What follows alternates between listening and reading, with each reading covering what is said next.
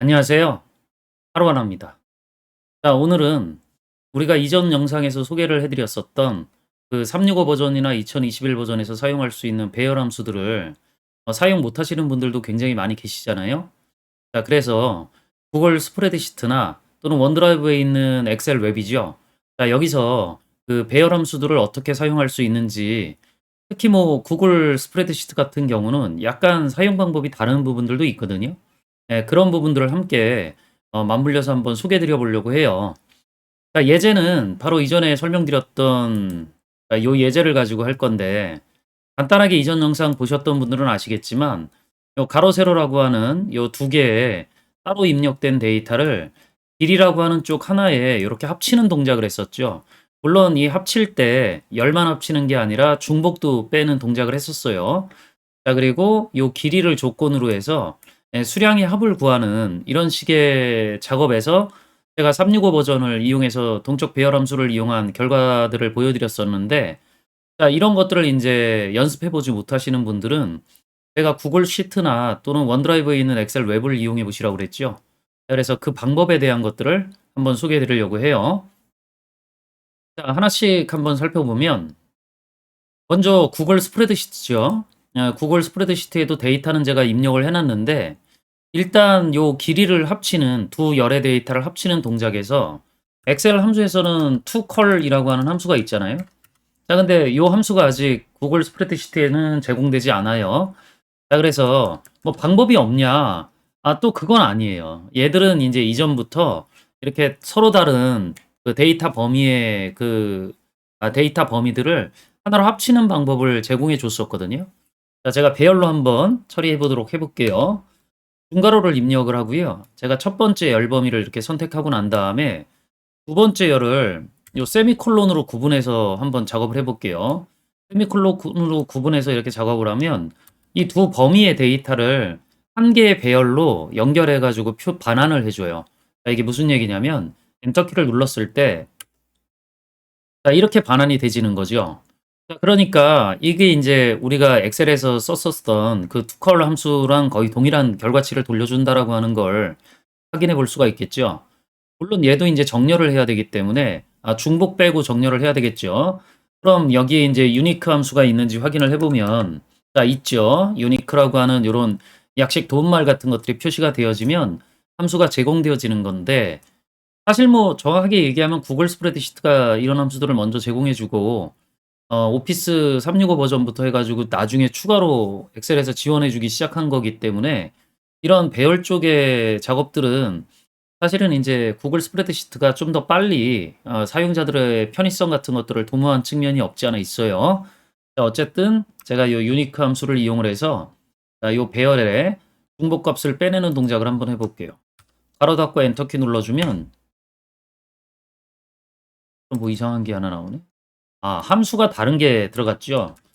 이 큰데, 자, 이렇게 해서 엔터키 눌러 주면, 자, 범위는 일단 제가 잡아 놨었고, 자, 엔터. 자, 그럼 이렇게 중복이 빠진 결과들이 반환되어지는 것들은 확인할 수 있어요. 자, 근데 여기 보시면 이제 정렬은 제대로 안 되어져 있죠. 자, 그럼 이제 정렬시키려고 그러면 sort 함수였었죠.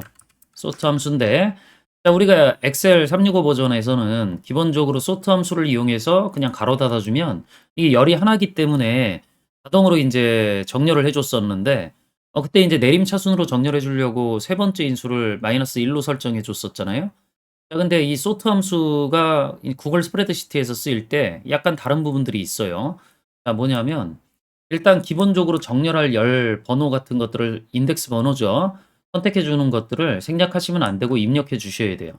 자, 그리고 이 정렬 방법인데 여기 인제 오름차순 뭐 이렇게 돼 있잖아요. 자, 근데 요걸 내려 가지고 아래 화살표 단추 눌러 가지고 내려 보면 여기에 정렬 방법을 뭐 엑셀과 같이 1과 -1로 하는 것들이 아니라 true pulse로 작업을 하거든요. 이 펄스가 내림차순이기 때문에 요걸 펄스로 입력을 해 주셔야 돼요. 자, 그럼 제가 여기다가 펄스 입력하고 가로 닫고 엔터키 눌러 주면 요렇게 내림차순으로 정렬이 되어지죠. 자, 그럼 이게 인제 첫 번째 길이 열의 데이터를 돌려받는 방식이고, 우리가 인제 수량의 합계를 구할 때 제가 뭐 간단하게 과정들을 좀 보여 드렸었잖아요. 예, 구글 스프레드시트에서 조금 다른 부분들을 좀 설명해 드리면 제가 어떻게 비교를 했었었냐면 요 두 범위를 먼저 입력하고 자, 이 두 범위를 먼저 이렇게 참조하고 난 다음에 이 값이 얘랑 같은지를 이렇게 비교해서 동적 배열로 제가 이 결과를 보여드렸었잖아요. 근데 구글 스프레드시트에서는 그냥 이렇게 작업을 해서 엔터키 눌러주면 결과가 안 나와요. 그러니까 이게 원래 배열로 반환돼줘야 되는 것들이기 때문에 기본적으로 구글 스프레드시트에서 동적 배열과 똑같은 결과를 보시려고 그러면 어레이 포뮬러라고 하는 함수가 따로 있어요. 이 함수를 이용해서 작업을 하셔야 된다라는 거죠. 자, 이 함수에다가 이런 결과들을 돌려주면 자, 이렇게 동적 배열과 동일한 결과들이 돌려져요. 자, 그럼 이렇게 계산되어진 결과값에다가 제가 뭘 했었냐면 수량을 곱하는 동작을 했었죠. 자, 그러면 이 범위를 제가 이렇게 잡고 곱하기 수량 범위를 이렇게 잡아주면 바로 닫고 엔터키 눌러주면 자, 이렇게 숫자가 조건에 맞는 위치에 해당하는 값들은 3, 5가 이렇게 돌려지는 것들을 확인해 볼 수 있죠. 자, 그럼 얘를 썸으로 저희가 더하는 동작을 했었잖아요. 예, 똑같아요. 어레이 포뮬러 함수 안에서 해야 된다라는 것만 차이가 있는 거고 썸 함수로 이 연산의 결과를 이렇게 합계를 구해서 반환하라 그러면 이렇게 8이라고 하는 결과가 돌려지는 거죠. 자, 그럼 얘를 복사해야 되니까 제가 참조했었던 범위들 바뀌지 않아야 되는 애들은 절대 참조로 이렇게 지정을 해주고 엔터키 누르고 하면 수식 복사해 보면 아까 이제 자동 완성이 있긴 했었는데 제가 따로 입력을 하지 않았으니까 수식 복사하는 방법을 쓰시면 자동으로 우리가 365 버전이나 2021 버전에서 구했던 거랑 동일한 결과를 돌려받을 수 있는 거죠. 자, 그래서 우리가 뭐 연습을 해야 될 그 버전이 따로 없다라고 하는 경우에 이런 구글 스프레드시트를 이용해 가지고 작업하는 것도 좋은 방법이 될 수 있죠. 물론 인제 엑셀 365나 2021 버전하고 거의 동일한 결과들을 돌려받으시려고 그러면 여기보단 원드라이브죠. 원드라이브라고 하는 것들을 인제 검색하셔 가지고 물론 인제 마이크로소프트 오피스 계정이 있어야 되니까 계정을 하나 등록하시고 나서 들어가면 이렇게 엑셀 프로그램을 브라우저에서 사용할 수 있어요. 데이터는 제가 똑같이 입력을 해 놨고 작업하는 방식 자체가 365하고 2021 버전하고 동일하기 때문에 함수 연습하시려고 하는 분들은 여기가 더 좋을 수도 있어요. 한번 제가 그대로 보여드리면 투컬이라고 하는 배열을 하나의 열로 반환해 주는 이 함수가 제공되고 있죠. 사용 방법도 당연히 엑셀 365 버전이나 2021 버전하고 동일해요. 사실 이 함수는 365 버전에서 지금 추가되어진 거니까 2021 버전 같은 경우도 아직은 사용할 수가 없겠네요. 자, 여기에서 제가 범위를 이렇게 잡아 볼게요. 두 범위를 같이 잡아야죠. 헷갈려요. 이제 자꾸 하다 보면. 자, 이렇게 잡아 가지고 엔터키 눌러주면 자, 이렇게 동적 배열로 결과가 반환되어지죠. 우리가 아까 구글 스프레드시트에서는 범위를 요렇게 잡고 요렇게 잡아 가지고 연결했었기 때문에 순서가 이렇게 나왔는데 제가 범위를 양쪽으로 잡아 가지고 이렇게 두 범위를 모두 선택해 가지고 투컬 함수를 사용하게 되면 요렇게 값이 반환되어지죠. 뭐 순서는 사실 상관이 없어요. 그냥 뭐 약간 보여지는 그 차이가 있기 때문에 제가 그냥 설명드린 거라고 생각을 해 주시면 돼요.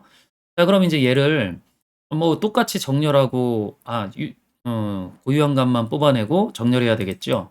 자, 그러면 sort 함수를 사용하는데 자, 얘는 뭐 두 번째 인덱스부터 다 생략할 수 있긴 하니까 생략하면 1 이에요.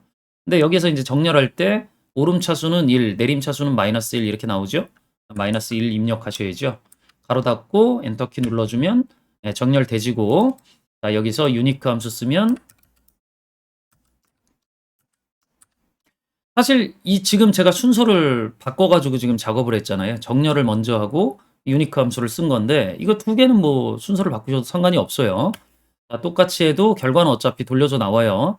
자, 그럼 여기에서 우리가 동일한 작업들을 비교 작업들을 하려고 그랬을 때 자, 요 범위의 값이 얘랑 같냐? 그럼 뭐 이게 동적 배열로 이렇게 반환되어지고 자, 이 부분에서 제가 수량을 얻기 위해서 수량을 이렇게 같이 곱해주는 동작을 하면 이렇게 곱해진 결과들이 나오죠.